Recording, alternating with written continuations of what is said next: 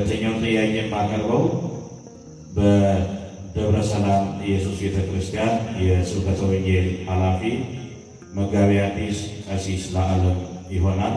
ጥያቄው እንደሚከተለው አቀርባለሁ። ለሰው ልጅ ነፃ ፈቃድ አለው። ነፃ ፈቃድ ማለት ምን ማለት ነው? ለክርስቲያን ያለው ነፃ ፈቃድ እስከምን ድረስ ነው? ደግሞአለሁ፣ ለሰው ልጅ ነፃ ፈቃድ አለው። ነፃ ፈቃድ ማለት ምን ማለት ነው? ለክርስቲያን ያለው ነፃ ፈቃድ እስከምን ድረስ ነው? ወደ እሳቸው ወስዳቸዋል። በስመ አብ ወወልድ ወመንፈስ ቅዱስ አሐዱ አምላክ አሜን። ክቡር አባታችን መላከ ጽዮን መምህራን ዘመሪያ ክርስቲያኖች ሁላችሁም በልዑል አምላክ እግዚአብሔር ስም እንደምን ዋላችሁ? አምላካችን እግዚአብሔር ስም ለዘላለም የተመሰገነ ይሁን። ነፃ ፈቃድ ምንድን ነው የሚል ጥያቄ ነው የተጠየቀው እና ደግሞ የክርስቲያኖች የሰው ልጆች ነፃ ፈቃዳቸው ምን ድረስ መሆን አለበት የሚል ነው። በእርግጠኝነት ሰዓት ቢኖርና ብናብራራው እናንተም ደግሞ ከልባችሁ ብትሰሙ የሚጠቅም አይነት ጥያቄ ነው። የተወሰኑ ነገሮችን ለማንሳት እንሞክራለን። እግዚአብሔር ከሁላችን ጋር ይሁን። ነፃ ፈቃድ በቀጥታ ምን ማለት ነው? ነፃ ፈቃድ ማለት የወደዱትን የመረጡትን ማድረግ ማለት ነው። አንድ ሰው ነፃ ፈቃድ አለው ማለት የወደደውን የመረጠውን ደስ የሚለውን መምረጥ ይችላል ማለት ነው። ማንም ሰው ሳያስገድደው ማንም ሰው ይህን ማድረግ አለብን ሳይለው የወደደውን መስራት ይችላል ማለት ነው። ነፃ ፈቃድ ማለት እሱ ነው። የወደድነውን እንሰራለን። ለምሳሌ አሁን የተሰበሰብነው በዚህ ጉባኤ የተገኘ ነው መንፈሳዊ ጥሪውን አክብረን የመጣ ነው። ማንም የሕግ አካል አስገድዶ ደግሞ ግዴታ ስለሆነብን ሳይሆን መንፈሳዊ ነገር መርጠን የመረጥነውን የወደድነውን ማድረግ ስለምንችል መርጠን የመጣ ነው ማለት ነው። የቀሩ ሰዎች አሉ፣ መብት ነው፣ ወይም ደግሞ የወደዱትን ማድረግ ይችላሉ። ነገር ግን ምን እንደሆነ እኛ ከእነሱ የምንለይበትን ሀሳብ እናነሳለን። ነፃ ፈቃድ ውስጥ የሚጠቅም ፈቃዱን በአግባቡ መጠቀም እና በአግባቡ ያልተጠቀሙ ሰዎች ደግሞ በአንጻሩ የተጎዱ ሰዎችን በአጭሩ እናነሳለን። አምላካችን እግዚአብሔር ሰውን ከወደደበትና እግዚአብሔር ሰውን ወዶታል ብለን ደፍረን ከምንናገርበት አንዱ እግዚአብሔር ለሰው ልጅ ነፃ ፈቃድ በመስጠቱ ነው። እንደምታውቁት አምላካችን እግዚአብሔር ከዕለተ እሑድ እስከ ዕለተ ዓርብ 22 ስነ ፍጥረታትን ፈጥሯል። ከ22ቱ ስነ ፍጥረት መምረጥ እንዲችሉ የወደዱትን ማድረግ እንዲችሉ አድርጎ የፈጠራቸው ፍጥረታት ሁለት ናቸው፣ ሰውና መላእክት ናቸው። ሌሎቹ የወደዱትን አይደለም የሚያደርጉት፣ የተፈጠሩበትን ነው የሚያደርጉት ማለት ነው። ወይም ደግሞ እኛ እንደፈለግ እናደርጋቸዋለን፣ ወይም ደግሞ እንደኛ መርጠው ይህን ማድረግ እችላለሁ ይህን ማድረግ አልችልም ብለው መምረጥ አይችሉም። እንዲመርጡ የወደዱትን እንዲያደርጉ አድርጎ እግዚአብሔር የፈጠራቸው ሰውና መላእክት ናቸው። እግዚአብሔር ሰውን ባሪያውን የፈጠረው፣ እግዚአብሔር ደግሞ የወደደውን ያደርጋል። ዘፈቀደ ይገብር፣ እግዚአብሔር የወደደውን ያደርጋል። አልቦ ዘይብሎ ዘንተ ገበርከ፣ ይህን አደረግ፣ ዘንተ ሐሰንከ ወዘንተ ሐሰናይከ፣ ይህን አሳምራል፣ ይህን ደግሞ አስተካከል ብሎ ለእግዚአብሔር አስተያየት መስጠት የሚችል ነገር ወይም ደግሞ የሚችል ፍጥረት የለም። እግዚአብሔር የወደደውን ያደርጋል ማለት ነው። እግዚአብሔር የወደደውን እንደሚያደርግ እግዚአብሔርን መስሎ ስለሆነ የሰው ልጅ የተፈጠረው የወደደውን እንዲያደርግ አድርገው እግዚአብሔር የእሱ የሆነውን ሀብት በጸጋ ለሰው ልጅ ሰጥቶታል ማለት ነው። እና ሰውና መላእክት የወደዱትን ያደርጋሉ፣ የመረጡትን ያደርጋሉ። ለምሳሌ እግዚአብሔር በዚህ ምድር በዚህ ዓለም ሁለት ነገር አለ። የወደደውን ማድረግ ይችላል። ከመጽሐፍ ቅዱስ የተወሰኑ ሀሳቦችን ላንሳ። ኦሪት ዘዳግም ምዕራፍ 11 ቁጥር 26 ላይ ነቢየ እግዚአብሔር ሙሴ እግዚአብሔር የነገረውን ታሪክ ሲተርክላቸው እነሆ እኔ ዛሬ በፊታችሁ በረከትንና መርገምን አኖራለሁ ይላል። እኔ በፊታችሁ በረከትንና መርገምን አኖራለሁ። እኒህ ሁለት ሀሳቦች ተቃራኒ ናቸው። መርጦ የመቀበል ግን የሰው ጉዳይ ነው። አሁን እግዚአብሔር መርገምን ግቡበት ብሎ እያስቀመጠልን አይደለም። መምረጥ ትችላላችሁ ማለት ነው። መምረጥ ትችላላችሁ። ኦሪት ዘዳግም ምዕራፍ 30 ቁጥር 19 ላይ በፊታችሁ ሕይወትንና ሞትን በረከትንና መርገምን አስቀምጣለሁ። እኔ ዛሬ ሰማይና ምድርን በአንተ ላይ አስመሰክራለሁ። እንግዲህ አንተ ዘር በሕይወት ይኖር ዘንድ ሕይወትን ምረጥ። ምን ምረጥ? ሕይወትን ምረጥ። በሕይወት መኖር ከፈለግ ሕይወትን ምረጥ፣ ካልፈለግ ደግሞ ሕይወትን አለመምረጥ ትችላለህ ማለት ነው። ባጭሩ እሱ ነው። እና ሰው መርጦ ማድረግ ይችላል። ሰው ዕቃ አይደለም። አሁን የምንጠቀምበት ዕቃ መርጦ አይደለም።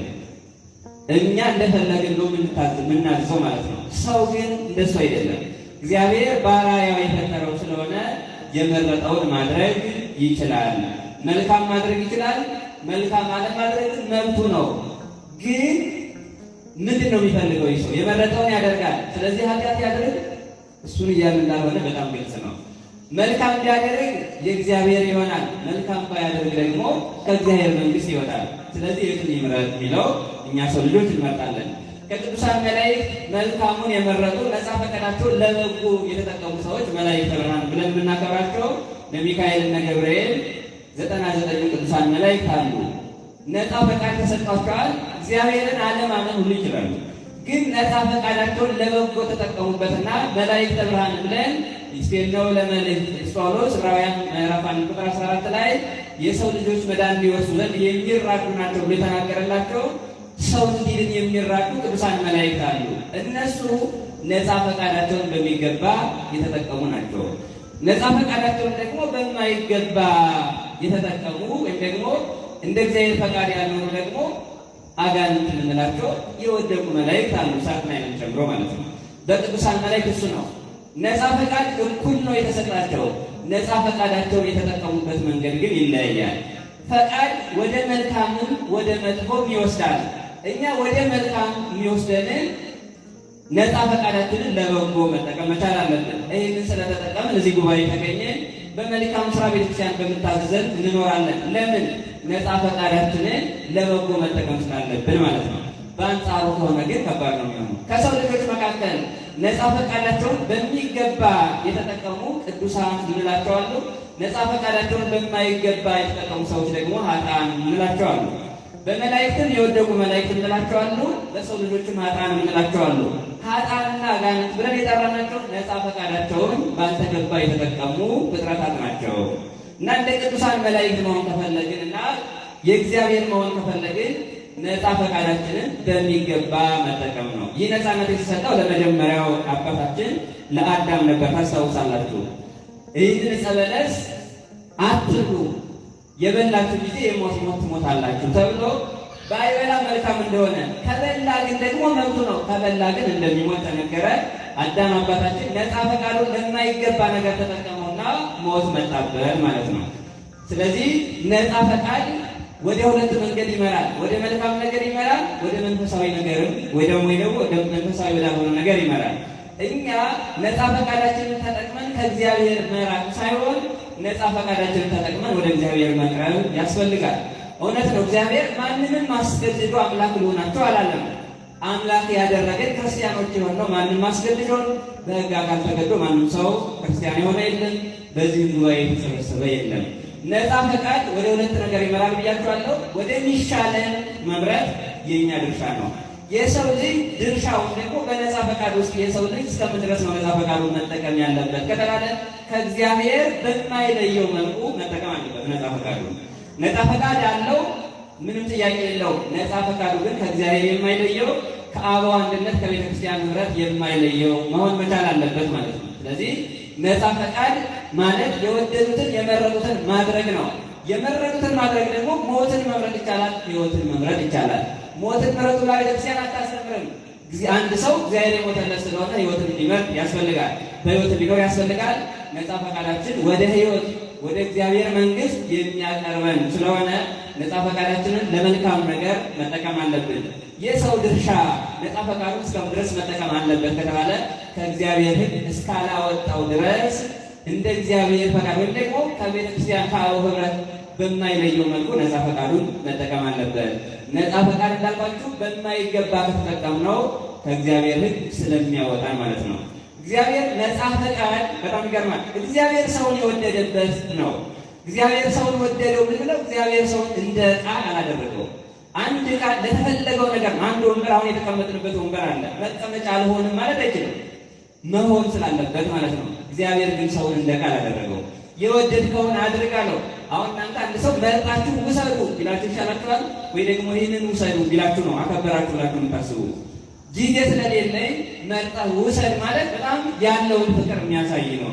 እና እግዚአብሔር መርጠን እንድናደርግ አዞናል። መልካሙን መምረጥ ደግሞ ከኛ ይጠበቃል ለማለት ነው። ቃለ ሕይወትን ያሰማልን። ለመጋቢ ሐዲስ ለዓለም በሚገባ ልዩ ማብራሪያ እንደሆነ የገለጹልን እግዚአብሔር ይስጥልን።